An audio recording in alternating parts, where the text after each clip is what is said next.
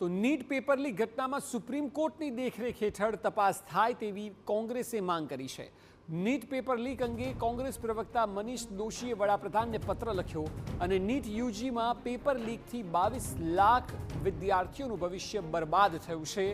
માત્ર પરીક્ષાની સમસ્યા નથી, પરંતુ આ એક રાષ્ટ્રીય આપત્તિ છે। અવારનવાર આવું થઈ રહ્યું છે।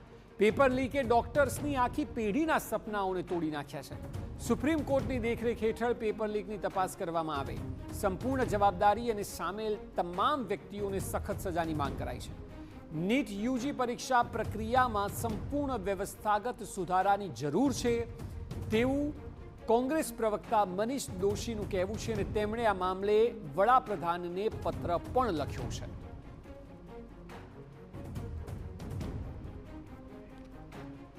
તો કોંગ્રેસના પ્રવક્તા મનીષ દોશીએ તબક્કાવાર તમામ પોઈન્ટ્સને આવરતા એક પત્ર લખ્યો અને આ પત્ર વડાપ્રધાનને લખવામાં આવ્યો છે।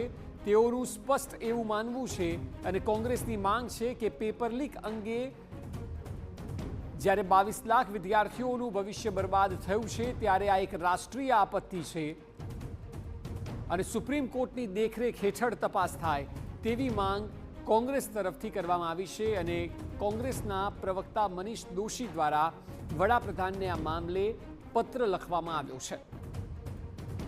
22 લાખ જેટલા વિદ્યાર્થીઓએ પરીક્ષા આપી હતી અને ફરી એકવાર તેઓએ પરીક્ષા આપવી પડશે અને તેને લઈને વડાપ્રધાનને આ પત્ર લખવામાં આવ્યો છે કે સુપ્રીમ કોર્ટની દેખરેખ હેઠળ તપાસ થાય।